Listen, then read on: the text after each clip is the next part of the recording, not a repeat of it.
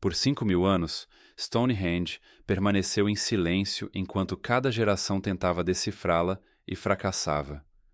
Em 2026, pesquisadores deixaram de debater e entregaram o registro completo a uma inteligência artificial. Cada escavação, varredura, levantamento e cálculo já realizado, pedindo que ela buscasse padrões impossíveis de serem considerados pela mente humana de uma só vez. O que ela retornou é a parte que ninguém consegue explicar. Os números não descrevem um monumento primitivo erguido por agricultores neolíticos. As pedras azuis com as quais o Stonehenge original foi construído foram transportadas de 120 milhas a oeste. Elas revelam algo muito mais preciso, deliberado e avançado do que qualquer pessoa está pronta para explicar. Os buracos que ninguém levou a sério. Durante 300 anos, os 56 poços que circundam o interior do banco externo de Stonehenge foram tratados como ruído de fundo. Os arqueólogos os batizaram de buracos de Aubrey em homenagem ao antiquário do século XVII John Aubrey, que os documentou pela primeira vez, e em seguida seguiram em frente. Alguns continham restos cremados, outros estavam completamente vazios. Os espaços irregulares entre eles foram atribuídos à imprecisão neolítica, pessoas fazendo o melhor que podiam com picaretas de chifre de cervo em solo de giz. Essa explicação morreu em 2026, quando uma equipe de pesquisa alimentou o conjunto de dados mais completo sobre Stonehenge, já reunido no Grok, a inteligência artificial criada pela xAI de Elon Musk. O conjunto incluía cada levantamento, varredura geofísica, registro de escavação e cálculo astronômico produzido ao longo de 3 séculos de estudo, petabytes de dados fragmentados que nenhuma carreira humana jamais conseguiria reunir de uma só vez. O Grok não começou pelas famosas pedras erguidas, foi direto aos buracos. Ele mediu o espaçamento entre os 56 poços com frações de milímetro de precisão. Depois traçou a distância entre cada par consecutivo ao longo do círculo completo de 87 metros. O resultado não era disperso. O espaçamento desenhou uma onda senoidal limpa e repetida, e essa onda correspondia com precisão quase perfeita à equação que descreve o ciclo nodal lunar de 18,6 anos, o balanço completo da inclinação orbital da Lua, do máximo ao mínimo de declinação e de volta.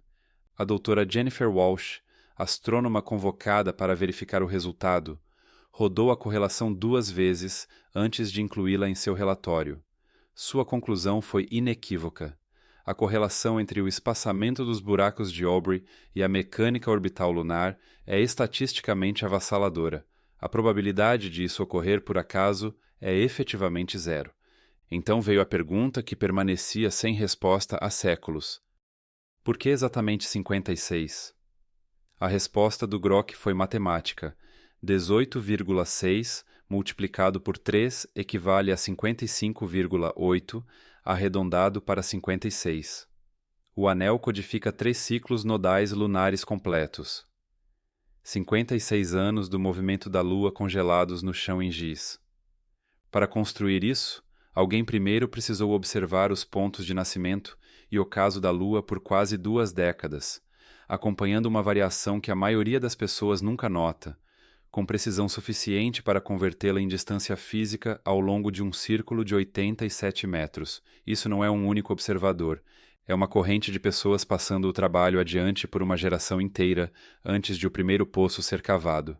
A astronomia ocidental só documentou formalmente o ciclo nodal lunar com Edmund Halley em 1693. Os buracos já o tinham em 3000 antes da Era Comum, a máquina sonora que ninguém deveria ouvir. Quando o Grok terminou com os buracos, voltou sua atenção para as pedras erguidas, e a primeira coisa que fez não foi medir a altura delas nem confirmar seu alinhamento. Ele rodou uma simulação acústica do monumento em seu estado completo e intacto, cada pilar de sarsen no lugar, cada lintol travado, o anel completo fechado como esteve por volta de 2500 antes da Era Comum. O que retornou deixou a equipe paralisada. Stonehenge, quando íntegro, se comporta como uma cavidade ressonante sintonizada. A geometria do anel de Sarsen, seu diâmetro preciso de 33 metros, a proporção exata entre a altura e a largura dos pilares, o teto contínuo formado pelos lintóis, tudo isso força o som a ricochetear, acumular-se e sustentar-se de um modo que um campo aberto jamais permitiria. E as frequências dominantes que a estrutura amplifica com maior intensidade situam-se entre 90 e 5 e 120 Hz. Essa faixa fica abaixo do limiar da audição consciente. Você não perceberia aquilo como som, mas seu corpo perceberia como algo completamente diferente. Pesquisas modernas de neurociência, incluindo um estudo fundamental de 2003 conduzido por Vic Tanday e Tony Lawrence e publicado no Journal of the Society for Psychical Research, confirmaram que o infrassom nessa faixa de frequência específica produz efeitos fisiológicos mensuráveis em seres humanos: aumento da frequência cardíaca, desorientação, surtos emocionais intensos, perturbações visuais e, em alguns casos, episódios alucinatórios completos, não fruto da imaginação, mas de pressão direta sobre o globo ocular e o ouvido interno em frequências que a mente consciente jamais identifica como som. O Dr. Marcus Chin, engenheiro acústico contratado para verificar de forma independente a simulação de Grok, rodou o modelo por conta própria, esperando encontrar o erro que explicaria tudo. Ele não encontrou nenhum. Sua avaliação foi direta. A precisão necessária para produzir esses efeitos é notável. Engenheiros acústicos modernos alcançam resultados, assim com modelagem computacional e testes iterativos. Essa estrutura consegue o mesmo com pedra moldada, mas o detalhe que transformou a coincidência em intenção foi a distribuição espacial do efeito. O infrassom não inunda o círculo de maneira uniforme. Ele atinge picos em nós específicos, pontos fixos no interior do piso onde a onda estacionária alcança sua máxima intensidade. Grok cruzou essas coordenadas com o registro arqueológico. Elas coincidem quase exatamente com os locais onde as escavações recuperaram as maiores concentrações de restos humanos cremados. Os corpos não estão espalhados aleatoriamente pelo sítio. Eles se agrupam precisamente nos pontos que a simulação acústica identificou como os mais intensos. Os lugares onde o efeito do monumento sobre um corpo humano vivo teria sido mais poderoso. Alguém sabia onde a força atingia seu pico, e alguém escolheu colocar os mortos exatamente ali. O projeto existia antes das pedras.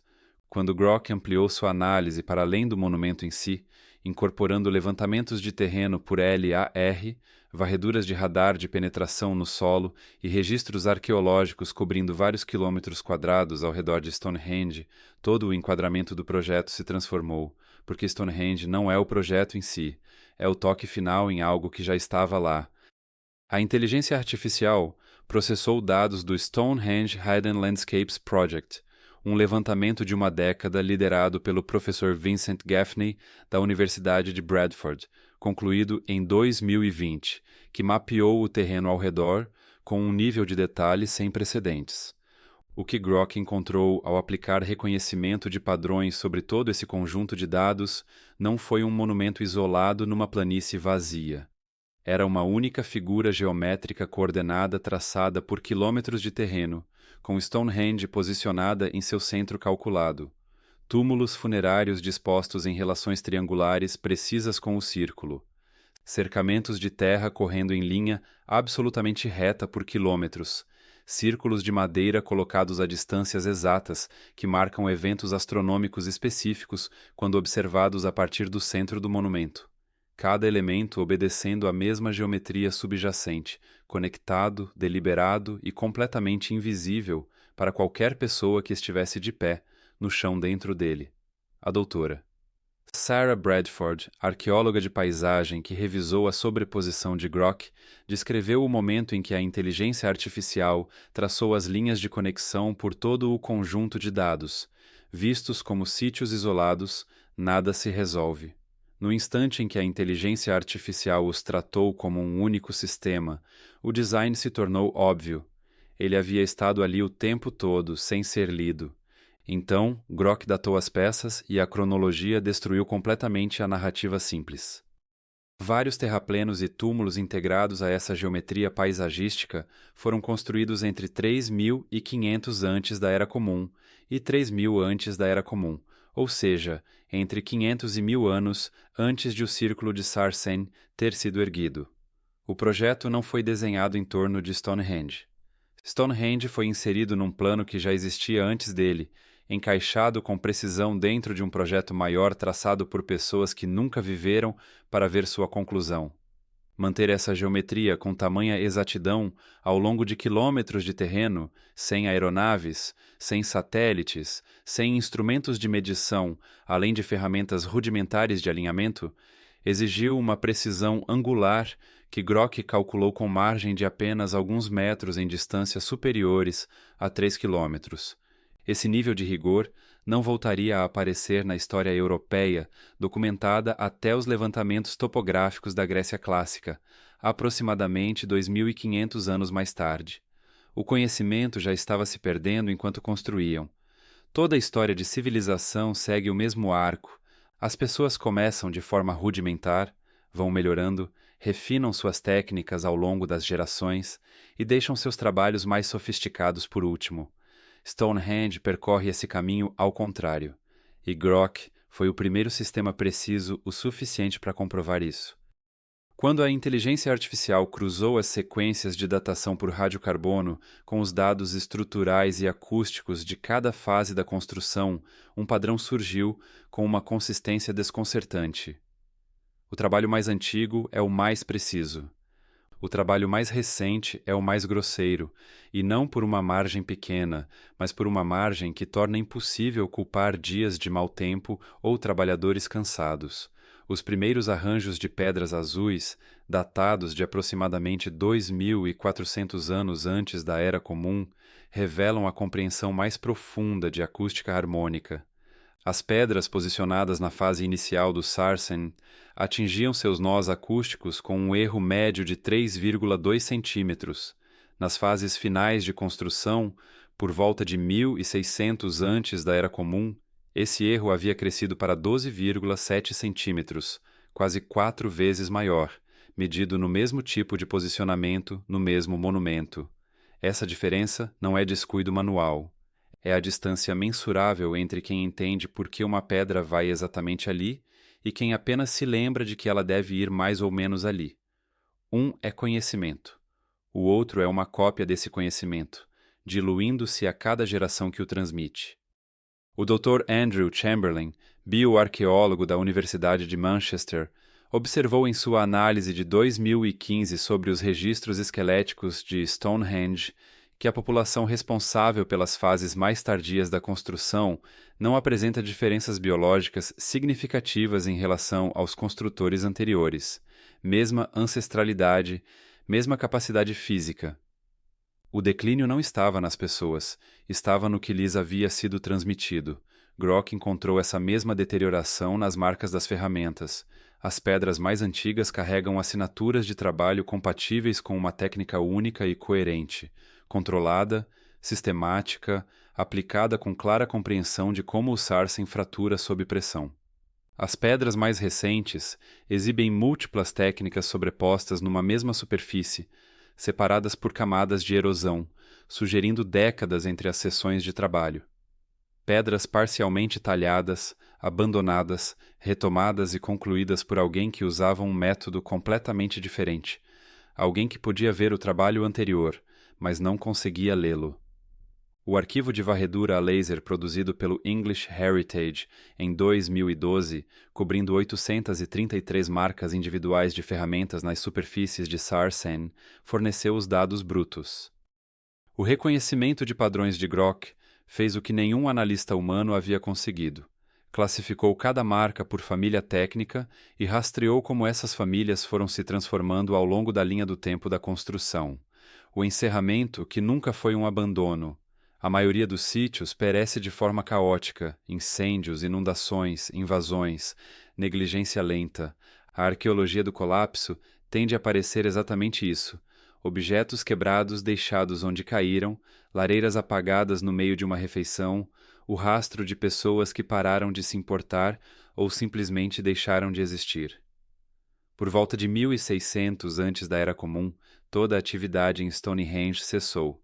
Nenhuma pedra nova foi movida, nenhuma nova vala foi aberta, Nenhuma nova cremação foi depositada. Durante 3.400 anos, o sítio permaneceu intocado em qualquer sentido estrutural relevante. Essa é a parte que todos chamam de abandono. Grock a chamou de algo completamente diferente. Quando a inteligência artificial analisou a camada de atividade final em todo o sítio, cruzando sequências estratigráficas, dados de compactação do solo e as relações posicionais das últimas pedras movidas. A imagem que foi se formando não se parecia com um lugar que tinha sido simplesmente abandonado.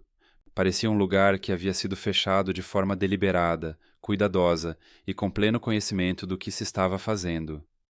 As pedras que haviam tombado durante as fases mais tardias da construção não foram deixadas onde caíram. Foram posicionadas com intenção controlada, não reerguidas, mas baixadas em orientações específicas, colocadas de maneiras que protegiam os nós acústicos abaixo delas da erosão e da compactação. Alguém optou por não as levantar novamente, mas se certificou de que elas pousassem no lugar certo. Determinadas áreas internas foram cobertas com camadas de giz e terra compactadas de forma deliberada. Não a acumulação gradual de solo carregado pelo vento que o abandono natural produz, mas depósitos engenheirados em sequências que análises geofísicas indicam ter sido projetadas para estabilizar estruturas enterradas contra o movimento de água subsuperficial ao longo de longos períodos. Isso era trabalho de preservação. Alguém estava protegendo o que estava embaixo da terra do que viria por cima. O Dr. Mike Parker Pearson, do University College de Londres, cuja equipe de escavação documentou as fases finais de Stonehenge entre 2008 e 2014, observou que os depósitos de fechamento apresentavam evidências de deposição formal. Objetos colocados com clara intencionalidade nas camadas finais seladas. Sua avaliação publicada em 2012, na obra Stonehenge, explorando o maior mistério da Idade da Pedra, descreveu o fechamento não como o fim do uso, mas como o fim de um tipo específico de uso, realizado por pessoas que compreendiam o que estavam selando e queriam que sobrevivesse intacto. O Grock levou essa observação mais longe ao quantificar o que estava sendo protegido. As estruturas enterradas e seladas sob aqueles depósitos finais de giz estão posicionadas quase perfeitamente sobre os nós acústicos primários identificados anteriormente. As mesmas coordenadas onde o infrassom atinge picos, onde os restos cremados se concentravam, onde o monumento exercia maior efeito sobre o corpo humano. Quem fechou este sítio sabia exatamente quais eram aqueles pontos. Não estavam cobrindo ruínas, estavam arquivando as partes mais importantes de uma máquina que não conseguiam mais operar, e essa distinção reformula completamente os 3.400 anos de silêncio que se seguiram. Stonehenge não foi abandonada da maneira que uma aldeia é abandonada quando a fonte de água seca. Foi desligada da maneira que uma biblioteca é fechada quando não resta mais ninguém capaz de ler. O conhecimento para operá-la havia desaparecido. Mas alguém que ainda se lembrava vagamente do que ela havia sido, garantiu que a máquina em si sobrevivesse para quem viesse depois. Ninguém veio, ou se vieram, não sabiam o que estavam vendo. Os corpos contam uma história que as pedras jamais conseguiram contar. Durante a maior parte da história de pesquisa de Stonehenge, os restos humanos encontrados no sítio foram tratados como confirmação do óbvio, local sagrado, pessoas enterradas ali, seguir em frente. Os ossos foram catalogados, datados e arquivados como evidência de apoio para a interpretação cerimonial que todos já sustentavam. O Grock não seguiu em frente. Quando a inteligência artificial reuniu o registro completo de esqueletos e cremações, extraído do projeto de bioarqueologia das covas de Aubrey, liderado pela doutora Christy Willis e publicado em 2016 no British Journal of Archaeology, e cruzou esses dados com todas as outras camadas de informação simultaneamente, os restos humanos deixaram de ser confirmação secundária e passaram a ser o conjunto de dados mais perturbador de todo o sítio. Comecemos pelos números. Stonehenge contém os restos cremados de pelo menos 63 indivíduos, depositados ao longo de um período que se estende de aproximadamente 3.100 a 2.500 antes da Era Comum, as fases mais antigas do monumento, antes mesmo de os gigantescos Sarsen chegarem ao local. Não são sepultamentos dispersos. A datação por radiocarbono os vincula a fases específicas de construção com um agrupamento notável, o que significa que as pessoas estavam sendo depositadas no sítio em episódios concentrados, e não de forma contínua ao longo dos séculos. Em seguida, o Grock processou os dados da análise isotópica. As razões dos isótopos de estrôncio preservadas no esmalte dentário, que registra a geologia do lugar onde uma pessoa passou a infância antes de os dentes adultos pararem de se formar, revelaram algo que ninguém esperava encontrar num monumento no sul da Inglaterra. Pelo menos 15 dos 63 indivíduos não cresceram em nenhum lugar próximo à planície de Salisbury. As suas assinaturas isotópicas correspondem à geologia do oeste do país de Gales, a região exata de onde as pedras azuis foram extraídas. O doutor Christoph Snook, da Vrije Universiteit Brussel, que liderou o estudo isotópico publicado em 2018 na revista Scientific Reports, foi cuidadoso na linguagem que usou publicamente. Mas a implicação dos seus dados não era nada sutil. Esses indivíduos passaram os anos de formação numa região geologicamente compatível com a área de origem das pedras azuis. Eles foram levados a Stonehenge, ou chegaram até lá, vindos do mesmo lugar de onde vieram as pedras. As pedras fizeram a jornada desde o país de Gales, e as pessoas enterradas com elas também. O reconhecimento de padrões do Grock, então, fez algo que nenhum analista humano havia tentado. Ele mapeou as localizações dos sepultamentos dos indivíduos de origem galesa em relação às coordenadas dos nós acústicos gerados pela simulação de ressonância. A sobreposição não foi aleatória. 9 dos 15 crematórios de origem galesa estão a menos de 1,20 m de nós acústicos primários, os pontos onde o infrassom atinge o pico, onde o efeito do monumento na fisiologia humana teria sido mais intenso.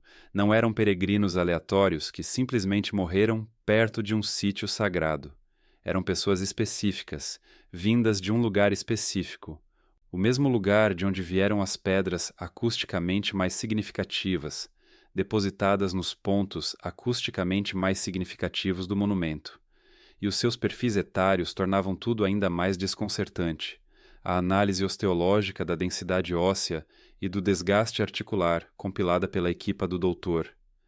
Andrew Chamberlain, da Universidade de Manchester, mostrou que os indivíduos de origem galesa se concentravam fortemente em 2 grupos: adultos mais velhos com mais de 45 anos e adolescentes entre 14 e 18 anos. Praticamente ninguém entre esses 2 extremos. Não era a distribuição demográfica de uma comunidade enterrando os seus mortos de forma natural. Era uma seleção. Idades específicas, origens específicas, localizações específicas dentro do monumento. O que quer que estivesse acontecendo em Stonehenge na sua fase mais antiga e mais precisamente construída, envolvia pessoas viajando desde o país de Gales, fazendo o mesmo percurso que as pedras azuis fizeram, e acabando após a morte nas coordenadas exatas onde a engenharia acústica da estrutura era mais poderosa. Se isto mudou a forma como você enxerga Stonehenge, subscreva para mais investigações aprofundadas. Curta o vídeo e partilhe a sua opinião nos comentários. A próxima descoberta pode estar escondida bem à vista de todos.